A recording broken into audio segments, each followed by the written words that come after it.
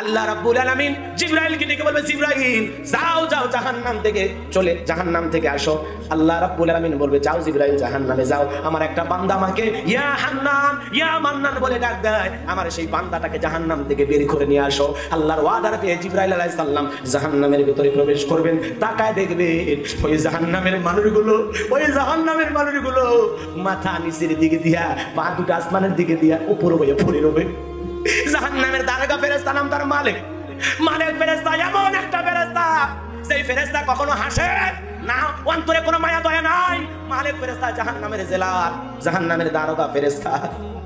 আল্লাহ রাসূল মুহাম্মদ রাসূলুল্লাহ সাল্লাল্লাহু আলাইহি সাল্লামের উম্মত হওয়ার কারণে আপনার আমার ভাগ্যের কতটা লাভ আপনি কি জানেন না? জাহান্নামে যত মানুষ প্রবেশ করবে সবার চেহারা হবে কালো। সবার চেহারা হবে কালো। আরো যদি বলেন সবার চেহারা হবে কালো কালো। কিন্তু একটা বিষয় লক্ষ্য রাখেন, জাহান্নামে যখন আখিরি জামানার উম্মতগুলোকে প্রবেশ করানো হবে, জাহান্নামের ভিতরে যখন আখিরি জামানার উম্মতদেরকে প্রবেশ করানো হবে, অন্যান্য নবীদের উম্মতদেরকে জাহান্নামে নিয়ে যাওয়া হবে। অন্যান্য অপরাধীদের পায়ের ভিতরে থাকবে শিকল, হাতের ভিতরে থাকবে শিকল, আগুনের বেরি, আগুনের শিকল তার দিকের ভিতরে থাকবে, আর এইভাবে তাকে জাহান্নামে নিয়ে যাওয়া হবে। মালিক ফেরেশতা তাকায় দেখবে একদল মানুষকে জাহান্নামের ভিতরে ঢুকানো হয়, যাদের চেহারা অনেক সুন্দর, হাতের মধ্যে জাহান্নামের শিকল নাই, পায়ের মধ্যে শিকল নাই, গলায় ডান্ডা বেরি নাই। মালিক ফেরেশতা তখন ডেকে বলবে, কি ব্যাপার? যত মানুষ জাহান্নামে ঢোকে সবার চেহারা কালো, আর এর চেহারাটা ভালো, সবার হাতে শিকল আছে, তার হাতে কেন শিকল নাই? তার গলায় কেন বেরি নাই? পায়ে কেন শিকল নাই? ফেরেশতারা ডেকে বলবে, ও মালিক ফেরেশতা, ও মালিক ফেরেশতা, যারা আমরা জাহান্নামে নিয়ে যাচ্ছি ইনি হলো পৃথিবীর শ্রেষ্ঠ পয়গম্বর, আখিরি নবীর উম্মত। জোরে বলেন আল্লাহু আকবার। কেন তাকে শিকল পরানো হলো না? আল্লাহ রাব্বুল আলামিনের পক্ষ থেকে জবাব চলে আসবে, ফেরেশতারা কেন তাকে জাহান্নামের শিকল পরানো হয় না, কেন তাকে জাহান্নামের বেরি পরানো হয় না?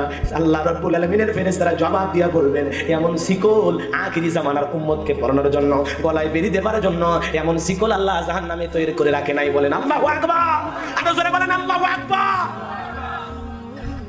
ভালো করে বোঝার চেষ্টা করবেন, জাহান্নামের আগুন যখন আখিরি জামানার উম্মতের দেহের দিকে আগায় আসবে, জাহান্নামের আগুন বারবার আসতে চাইবে, কিন্তু এই জাহান্নামী ব্যক্তি তখন কালিমা পড়বে, লা ইলাহা ইল্লাল্লাহু মুহাম্মাদুর রাসূলুল্লাহ।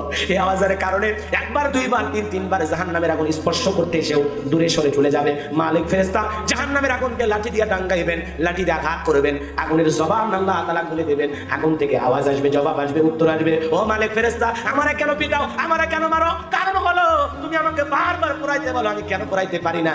কারণ হলো ইনি হলো আখিরি নবীর উম্মত, তার তো জবানে কালেমা উচ্চারিত হয়, আমি কেমনে তাকে জাহান্নামের আগুন দিয়া পোড়াবো? আল্লাহ। এই জন্য জাহান্নাম বড় কঠিন জায়গা। ইন্না জাহান্নামা কানাত মিরসাদা লিত্তাগিনা মাআবা লাবিযিনা ফিহা আহকাবা। আল্লাহ রাব্বুল আলামিন বলেন জাহান্নাম অপেতে রয়েছে আল্লাহর ভক্ত বান্দাদের ধরার জন্য। জাহান্নামের আবাস স্থল বড় নিকৃষ্ট। আল্লাহ রাব্বুল আলামিন বলেন ইন্নাহা সাআত মুস্তাকাররাও ওয়া মুকামা। আল্লাহু আকবার। আল্লাহ রাব্বুল আলামিন বলেন নিশ্চয়ই জাহান্নাম এমন একটি আবাসস্থল, এমন একটি বসতের জায়গা, এটা হলো একেবারে নিকৃষ্ট একটি জায়গা। কথা বলেন না কেন? নিকৃষ্ট একটি আবাসস্থল। ইয়া হান্নান ইয়া মান্নান বলে যেই বান্দা কান্নাকাটি করবেন, ফেরেশতা জিবরাইল দ্বিতীয়বার আল্লাহ যখন অর্ডার করবে, যাও জিবরাইল আমার সেই বান্দাটাকে বের করে নিয়ে আসো, জাহান্নামে যাবেন, ওই ব্যক্তিকে নিয়ে আল্লাহর সামনে হাজির করবেন। আল্লাহ দেখে বলবে, বান্দা, ও বান্দা, বলো তো জাহান্নাম তোমার আবাসস্থল হিসাবে, বসতের জায়গা হিসাবে কেমন? ওই লোকটা চোখের পানি ছেড়ে দিয়ে কাঁদবে, চোখের পানি ছেড়ে দিয়ে কাঁদবে আর বলবে, মালিক, ও মালিক, ইন্নাহা সাআত মুস্তাকাররাও ওয়া মুকামা। নিশ্চয়ই জাহান্নাম এমন একটি আবাসস্থল, এমন একটি বিশ্রামের জায়গা, ও মালিক, এর চাইতে নিকৃষ্ট, ভয়ঙ্কর, কষ্টদায়ক, যন্ত্রণাদায়ক জায়গা আর পৃথিবীতে হতে পারে না। এত কষ্ট আর যন্ত্রণা, এত ব্যথা, এত যন্ত্রণা, এত জ্বালানো পুরানো নিকৃষ্ট একটা আবাসস্থল জাহান্নাম। ও মালিক, ওইটা থাকার উপযোগী না, ওইটা কোনো আবাসস্থল না, ওইটা কোনো বিশ্রামের জায়গা না, ওইখানে থাকতে পারে না মানুষ। মালিক, অনেক কষ্টের জায়গা, এটা একটা নিকৃষ্ট আবাসস্থল। লোকটা কাঁদবে চোখের পানি ছেড়ে দিয়া। আজকে আমাদের চোখে পানি আসে না জাহান্নামের আগুন থেকে বাঁচার জন্য, চোখে কোনো পানি নেই। আল্লাহ রাব্বুল আলামিন তারা কোন ভাষায় কত সুন্দর করে বললেন, রহমানের বান্দারা কেমন হবে? রহমানের বান্দারা মালিককে সিজদা দেবে।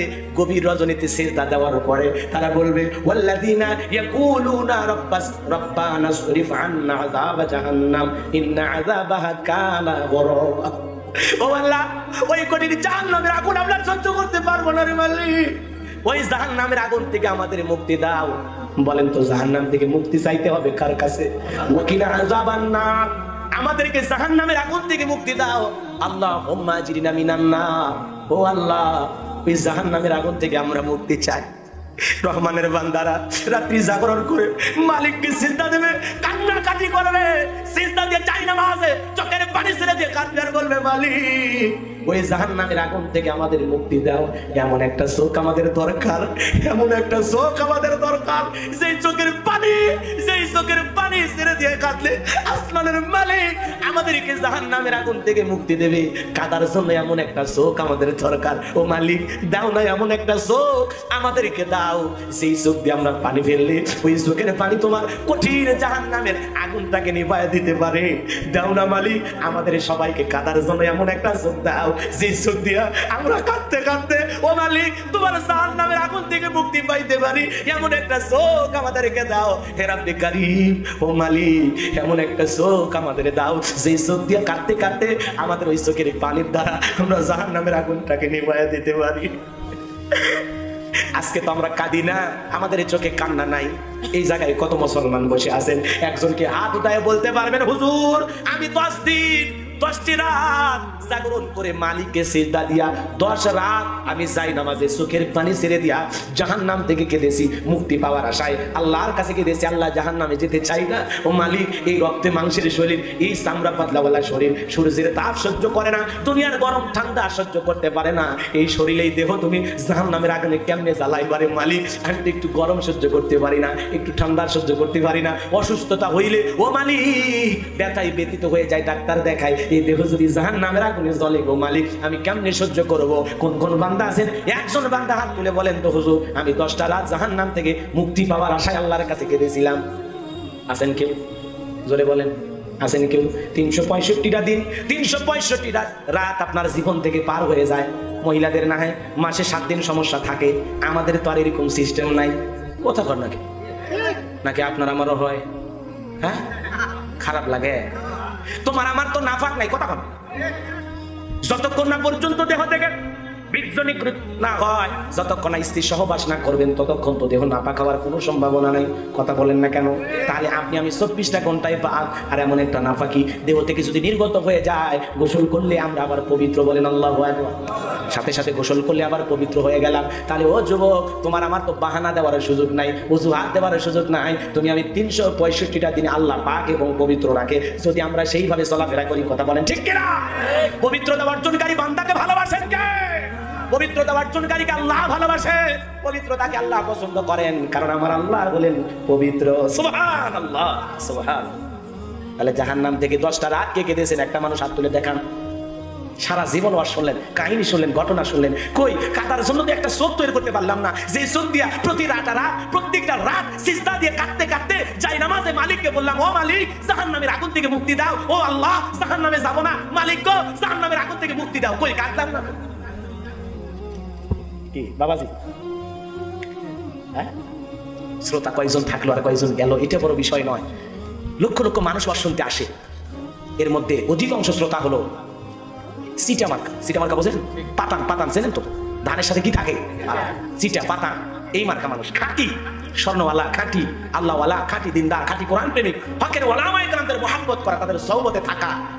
মোবাইলে ঘন্টার পর ঘন্টা আমার ওয়াজ শুনেছেন, আর আমি আপনাদের এলাকায় আসলাম, একেবারে লাইভ চলতেছে, আলোচনা সরাসরি শুনতেছেন, এরপরে মজা লাগে না, ভালো লাগে না, উঠে চলে যাচ্ছেন। জান না আমার সমস্যা কোথায়? কথা কর না কেন? আমার সমস্যা আছে? নাই। হয়তো আপনাদের জেলায় দাওয়াত হবে না, কোনো সমস্যা নেই। আজকে তো সুযোগ পাইছি, একটা মানুষ যদি তৈরি করে যেতে পারি, একজন মানুষকে যদি কাদার জন্য আল্লাহর সামনে দাঁড় করায় দিতে পারি, আজকের মাহফিল সফল। কথা বলে না? এজন্য কাদার জন্য চোখ দরকার আছে না? যুবকেরা কাঁদে প্রেমিকারে না পাই। কথা কি কান্না? ও প্রিয়া তুমি গেলা কোথায়? কে কয় শয়তান তোমার খুঁজতেছে, আছে না? মানুষ কাঁদে, নির্বাচনে হাইরে গেলে কাঁদে। কথা কন, মানুষ কাঁদে।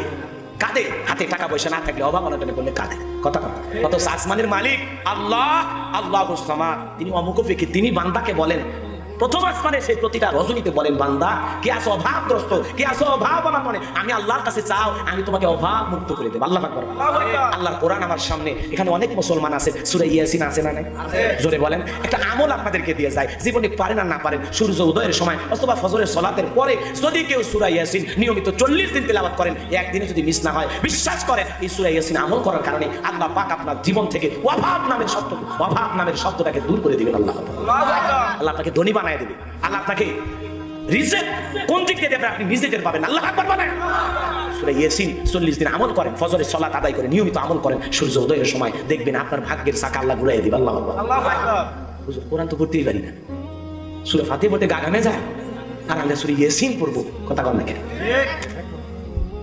আসেন কোরআনে আমল করেন, কোরআন মানলে আপনি জান্নাতি হবেন। কোরআন আমল করলে, কোরআন আপনার মহব্বত থাকলে, কোরআন আপনার দেহের ভিতরে থাকলে, কোরআন আপনার সিনার ভিতরে থাকলে, কোরআনকে আপনি আমল করলে আপনার রিজিকের দায়িত্ব আসমানের মালিক আল্লাহ নিজে নেবেন। কোন দিক দিয়ে খাওয়াবে, কই খাওয়াবে, কিভাবে খাওয়াবে, কি পড়াবে, আল্লাহ নিজে বান্দার দায়িত্ব নেবে। কথা বলেন ঠিক? ইবাদত করো না ইবাদতের মতো। ফালিয়াবুদু রাব্ব হাযাল বাইত আল্লাযী আত'আমাহুম মিন জু' ওয়া আমানাহুম মিন খাউফ। ওই ঘরের মালিকের ইবাদত করো। ইবাদত যদি ইবাদতের মতো করতে পারো, তোমার সিজদাটা যদি মালিককে খুশি করার উদ্দেশ্যই হয়ে থাকে, আমি আল্লাহ বলে দিলাম, তোমার রিজিকের ব্যবস্থা আমি আল্লাহ করব, আর তোমাকে আমি আল্লাহ ভয় ভীতি থেকে নিরাপত্তা দেব। বলেন সুবহানাল্লাহ। ইবাদত ইবাদতের মতো হবে, সিজদা সিজদার মতো হবে।